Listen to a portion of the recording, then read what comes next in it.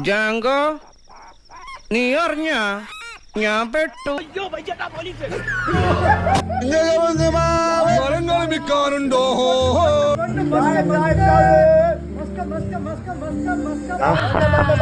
അവറ്റകളുടെ കരച്ചിലേ കാണാൻ എന്തൊരു സുഖം, എന്തൊരു സംഗീതാത്മകം.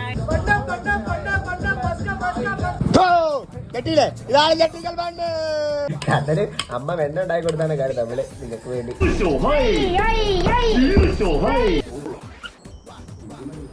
അപ്പം നമ്മൾ സാധനമൊക്കെ റെഡിയാക്കി വെച്ചിട്ടുണ്ട്. നമ്മൾ ചോറിൻ്റെ ഉടനെ തന്നെ നമ്മൾ പത്തിപ്പാലത്തിന് അങ്ങോട്ട് ഇറങ്ങുന്നതായിരിക്കും. നമ്മൾ സാധനമൊക്കെ ഇവിടെ സെറ്റാണ്. അപ്പോൾ എല്ലാവരും റെഡിയാണ്. ബിരിയാണി കഴിക്കുന്നത് സൂര്യനുണ്ട്. ഇപ്പം നമ്മൾ ചോറിനോണ്ടിരിക്കാതെ നമ്മൾ എങ്ങനെ ആവുമെന്ന് അറിയില്ല.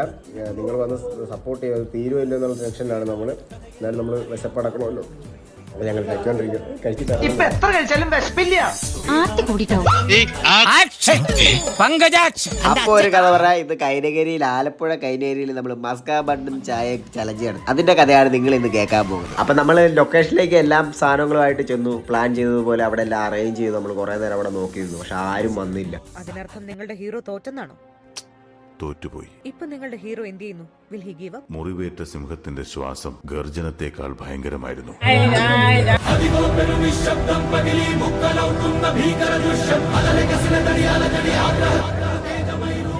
അങ്ങനെ നമ്മൾ പറഞ്ഞതുപോലെ കൈനേരിക്കാരെ മസ്ക ബണ്ണും ചായ നമ്മൾ കഴിപ്പിച്ചിട്ടുണ്ട്.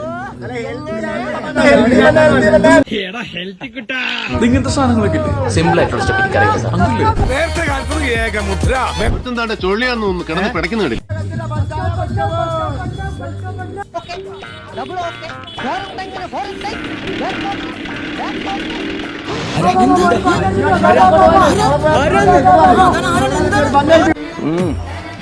അടിപൊളി. നമ്മുടെ പുതിയ ചട്നി മുക്കണം അല്ലേ, അതാണ് ടേസ്റ്റ്. എല്ലാത്തിനും കാണിച്ചുതരാം.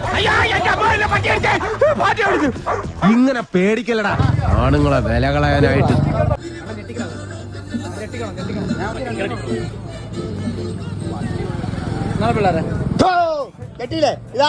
ഒന്ന് പോവാടാ പോയി തരത്തി പോയി കളിക്കടാ.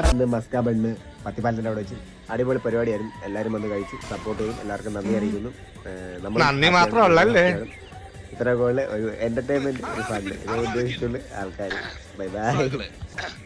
കേരള ഫയർഫോഴ്സിനും ഇവിടുത്തെ നാട്ടുകാർക്കും മണവാളാൻ സൽസിന്റെ പേരിലും എന്റെ വ്യക്തിപരമായ പേരിലും ഞാൻ നന്ദി രേഖപ്പെടുത്തിക്കൊള്ളും.